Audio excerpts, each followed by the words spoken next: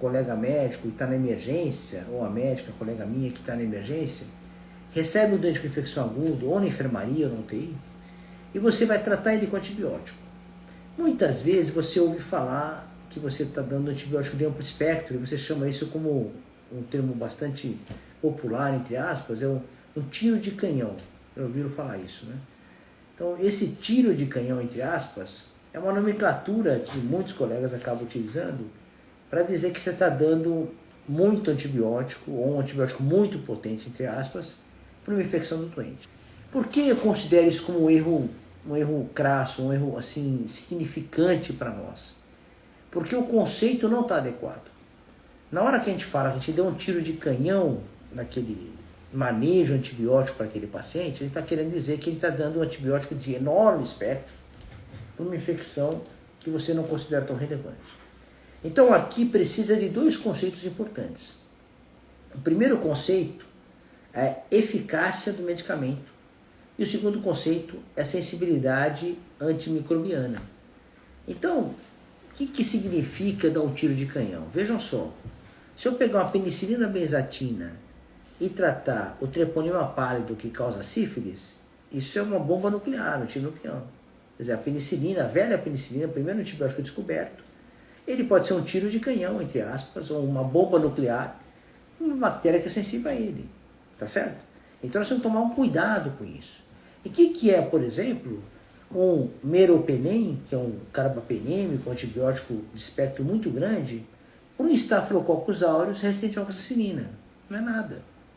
Entende isso? Então, quando a gente fala de uma droga que você está dando tiro de canhão, entre aspas, ou dando uma coisa muito potente, isso vai depender de dois aspectos.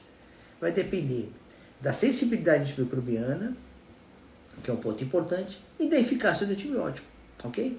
Então não adianta nada eu dar um antibiótico de amplo espectro que você considera de último escalão de progressão de antibiótico numa cepa que seja resistente, e vice-versa.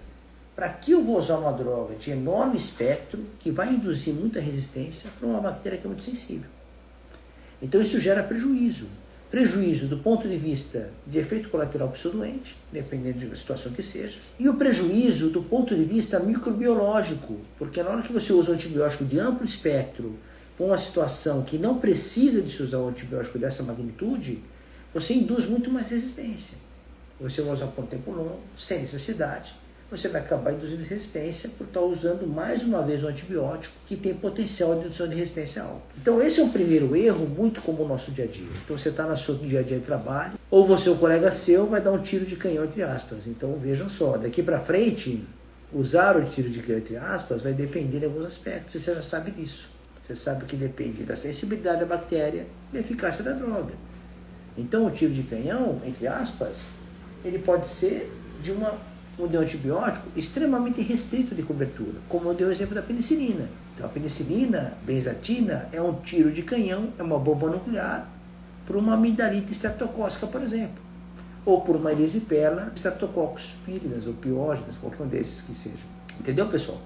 Então esse é um primeiro conceito que a gente tem que tomar cuidado, e é um erro muito comum de a gente observar no nosso dia a dia, na prática médica e assim por diante. O segundo ponto que eu acho que é legal a gente conversar, que a gente precisa tomar cuidado, que é um erro comum, é não colher hemoculturas.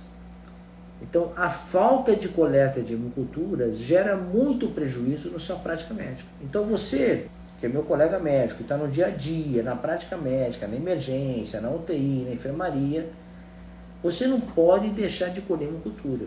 E precisa estar no hábito seu no dia a dia. Quer dizer, você precisa estar com um hábito que você, na hora que você vai manejar seu paciente com uma infecção bacteriana aguda, você vai utilizar antibiótico, você deve sempre estar em mente de utilizar hemoculturas para poder te ajudar no futuro. Mesmo que você pense assim, eu vou colher hemocultura, professor, mas ela demora 3, 4 dias. Ok, hemocultura tradicional. Se for uma hemocultura automatizada, o tempo é mais curto. Então a gente pode utilizar uma hemocultura automatizada um tempo menor.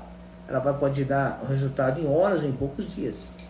Mas independente disso, pessoal, mesmo que ela demore 3 dias, 4 dias para ficar pronta a hemocultura, é importante que você tenha na mão. Porque, primeiro, vai te ajudar a confirmar o diagnóstico bacteriano. Então você vai estar acompanhando essa cultura e se ela estiver positiva, ela vai te ajudar a te falar, olha, é infecção bacteriana, você isolou a cepa, E você vai ter, além do isolamento da cepa, o nome, o sobrenome dela, você vai ter a cultura dela com o antibiograma.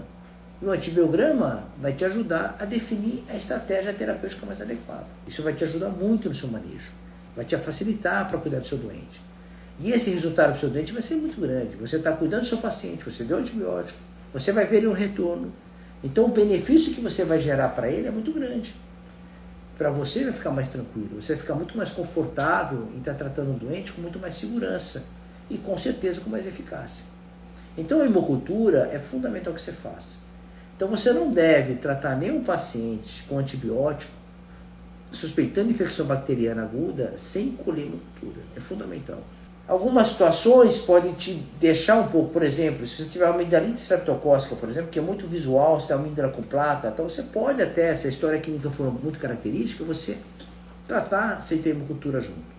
Mas sempre quando for possível, você colhe. Por quê? Mesmo que seja a possibilidade seja alta, por exemplo, numa erisipela, numa celulite, numa amigdalite, numa pneumonia, as positividades não são boas, mas você consegue uma positividade menor, e quando ela é positiva, ela te ajuda muito no diagnóstico. Então, colher a hemocultura, de certo modo, vai te beneficiar no manejo desse paciente.